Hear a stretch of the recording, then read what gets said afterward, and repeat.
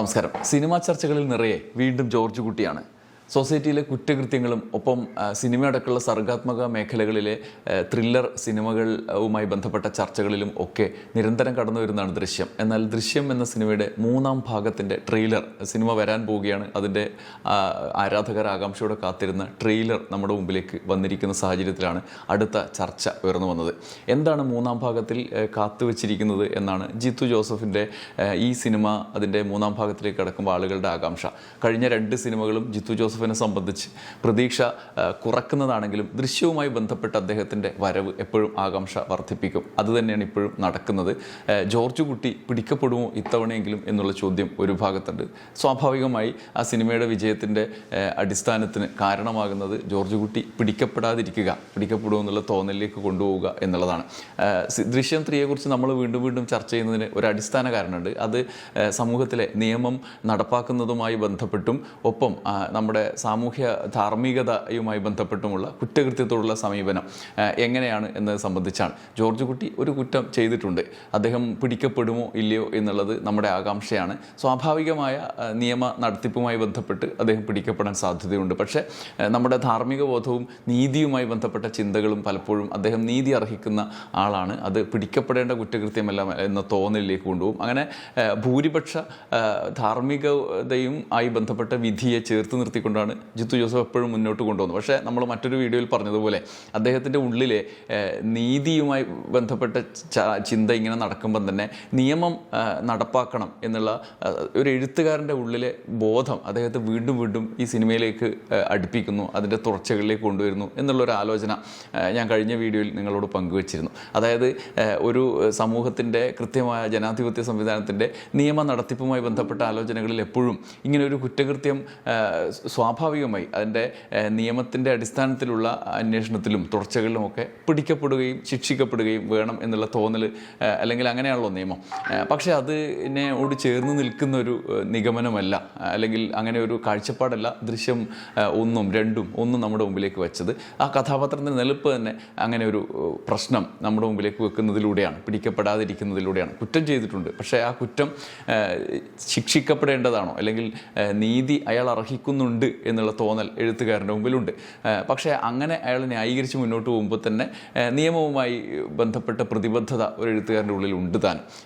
ഇത് സിനിമയുടെ കച്ചവടം എന്നുള്ളതിനപ്പുറത്ത് അങ്ങനെ ഒരു എഴുത്തുകാരൻ്റെ ഉള്ളിൽ ഈ ഒരു ഉള്ളിൽ ഉള്ള ഈ ഒരു അസ്വസ്ഥതയാണ് നിരന്തരം ഈ സിനിമ എടുക്കാൻ, അല്ലെങ്കിൽ ആ കഥാപാത്രത്തെ പിടിക്കാൻ ഇങ്ങനെ എപ്പോൾ പിടിക്കും അല്ലെങ്കിൽ പിടിക്കാനുള്ള പദ്ധതികൾ ഇതൊക്കെ എടുത്ത് മുന്നോട്ട് കൊണ്ടുപോകാൻ പ്രേരിപ്പിക്കുന്നത് എന്നൊരു തോന്നലാണ് കഴിഞ്ഞ വീഡിയോയിൽ നമ്മൾ പങ്കുവച്ചത്. യഥാർത്ഥത്തിൽ ഇപ്പോൾ ഈ സിനിമ വരുമ്പോൾ ഇതിൻ്റെ ട്രെയിലറിൻ്റെ പശ്ചാത്തലത്തിലുള്ള ഒരു ആലോചന നടത്തുന്ന ഘട്ടത്തിലാണ് പുതിയ സാഹചര്യം ഉള്ളത്. അതിൽ പ്രധാനമായി മുന്നോട്ട് വെക്കുന്നത് ഇതുതന്നെയാണ്. സമൂഹത്തിന് അറിയാവുന്ന ഒരു കാര്യം, ഒരു സത്യാവസ്ഥയാണ് എന്നാണ് ഈ സിനിമയുടെ ട്രെയിലറിൽ നിന്ന് നമുക്ക് അവരുടെ നിഗമനം മനസ്സിലാവുക. അത് ജോർജ് കുട്ടിയുമായി ബന്ധപ്പെട്ട സംസാരത്തിൽ തന്നെ അവർ മുന്നോട്ട് വെക്കുന്നതാണ്.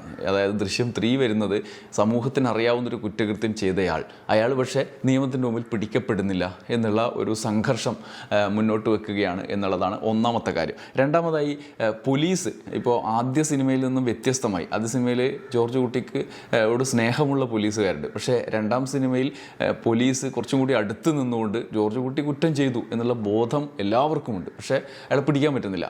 അയാളെ പിടിക്കുന്നതിന് വേണ്ടിയുള്ള സകല തന്ത്രങ്ങളും പയറ്റുകയാണ്.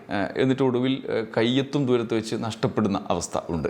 ഇപ്പോൾ മൂന്നാമത് വരുമ്പം പോലീസിൽ അദ്ദേഹത്തിന് ഒരു ഫാൻ രൂപപ്പെടുന്ന സാഹചര്യം, അദ്ദേഹത്തിൻ്റെ നീക്കങ്ങളോട് ആരാധന തോന്നുന്ന സാഹചര്യം ഉണ്ട് എന്ന് നമുക്ക് മനസ്സിലാവുന്നു. മാത്രമല്ല ട്രെയിലറിൽ നമുക്ക് മനസ്സിലാവുക രണ്ടാം ഭാഗത്തിൻ്റെ തുടർച്ചയാണ് കഥാപാത്രങ്ങളുടെ കാര്യത്തിലുള്ളത്. കൂടുതലും രണ്ടാം ഭാഗത്തിലെ കഥാപാത്രങ്ങളാണ് ഇതിൽ കൂടുതലായിട്ട് ഇടപെടുന്നത് എന്ന് നമുക്ക് തോന്നും. അത് മുരളി ഗോപി വരെയുള്ള കഥാപാത്രങ്ങളുണ്ട്. ഒപ്പം ഈ സിനിമയിൽ നമ്മൾ സിനിമയുടെ ഘടനയിൽ വില്ലൻ റോളുകൾ നിൽക്കുന്ന കഥാപാത്രങ്ങൾ, സിദ്ദിഖിൻ്റെയും ഭാര്യയുടെയും കഥാപാത്രം ഈ സിനിമയിൽ മറ്റൊരു അവസ്ഥയിലേക്ക് പോകുന്നുണ്ട്. സിനിമ മൊത്തത്തിൽ കഥാപാത്രങ്ങളുടെ ജീവിത സാഹചര്യം മാറുന്നതും നമുക്ക് കാണാം.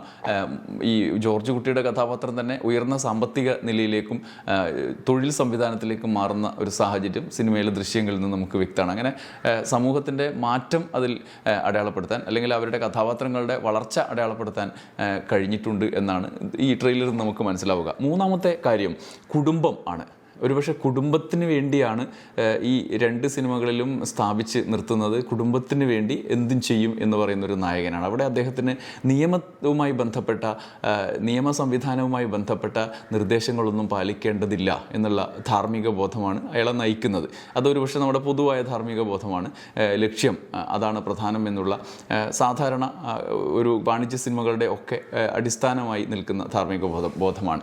ഈ ഘട്ടത്തിലാണ് കുടുംബത്തെ മുൻനിർത്തിക്കൊണ്ടുള്ള ഒരു പോരാട്ടം നടക്കുന്നത്. പക്ഷേ ഇതിനകത്ത് ഈ ട്രെയിലറിൽ നിന്ന് നമുക്ക് മനസ്സിലാക്കുന്ന ഒരു കാര്യമുണ്ട്. ഈ മൂന്നാമത്തെ സിനിമയിൽ വരുമ്പം കുടുംബത്തിൻ്റെ ആഭ്യന്തര സംഘർഷത്തിലേക്ക് നായകൻ നയിക്കപ്പെടുന്നുണ്ട് എന്ന്. കുറ്റകൃത്യം ചെയ്യുന്നത് മകളും ഭാര്യയുമാണ് എങ്കിൽ പോലും അത് ഒതുക്കാനും അത് നിയമത്തിൻ്റെ കണ്ണിൽ നിന്നും മാറ്റി കൊണ്ടുപോകാനും നിരന്തരമായി പോരാടുന്നത് ജോർജ് കുട്ടിയാണ്. പക്ഷേ ഇവിടെ ജോർജ് കുട്ടി ഒരു ഘട്ടത്തിൽ സ്വാഭാവികമായ ജീവിത നൈരന്തര്യത്തിനിടയിൽ സ്വാഭാവികമായ മടുപ്പുകൾക്കിടയിൽ കുറ്റപ്പെടുത്തലുണ്ടാവും. വെറുതെ ഒരു മടുപ്പ് തോന്നിയ കുറ്റപ്പെടുത്തുന്ന ആളുകളാണ് നമ്മൾ.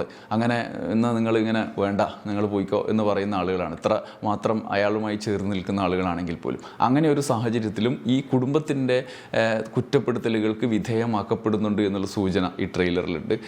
അതായത് ജോർജ് കുട്ടിയോട് ഭാര്യ പറയുന്നുണ്ട്, നിങ്ങളല്ലേ പറഞ്ഞത് ഇതിങ്ങനെ കൊണ്ടുപോയ പ്രശ്നമൊന്നും ഉണ്ടാവില്ല, ഇപ്പോൾ ഒരുപാട് പ്രശ്നങ്ങൾ വരികയാണല്ലോ എന്നുള്ള സൂചന മീനയുടെ കഥാപാത്രം പറയുന്നതായി നമുക്ക് തോന്നുന്നുണ്ട്. അതുകൊണ്ട് രണ്ട് സിനിമകളിൽ നിന്നും വ്യത്യസ്തമായൊരു തീം ഇതിലേക്ക് കടന്നു വരുന്നുണ്ട് എന്നുള്ള സൂചന ഉണ്ട്.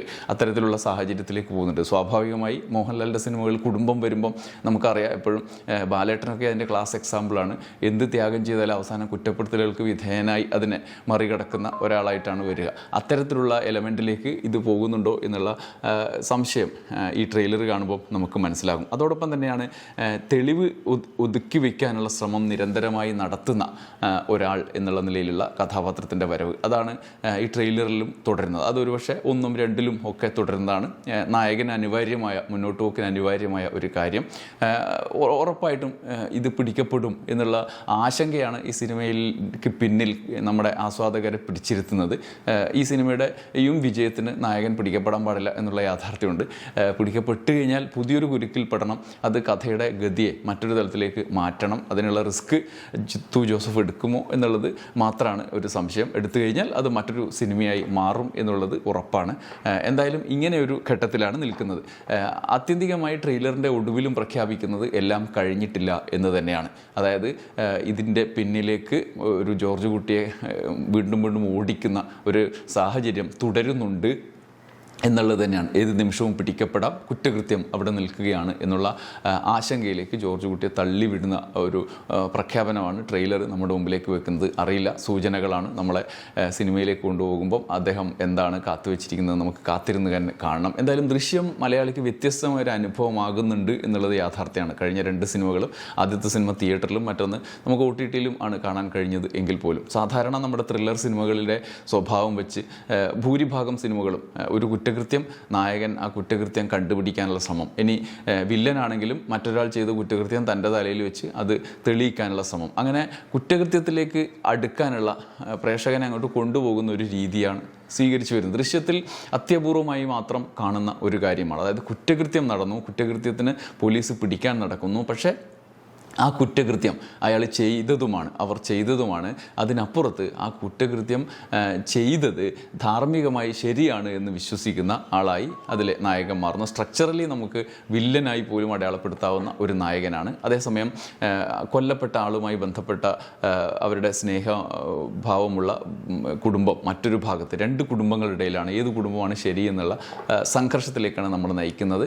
ഇത് 3-ാം ഭാഗത്തിലെത്തുമ്പോൾ ജിത്തു ജോസഫ് എങ്ങനെയാണ് അടയാളപ്പെടുത്തുക എന്നുള്ള ആകാംക്ഷ നിങ്ങളെല്ലാം പോലെ എനിക്കുണ്ട്. അതുകൊണ്ടാണ് ഈ വീഡിയോയുമായി വന്നത്. നമുക്ക് കാത്തിരിക്കാം. നന്ദി, നമസ്കാരം.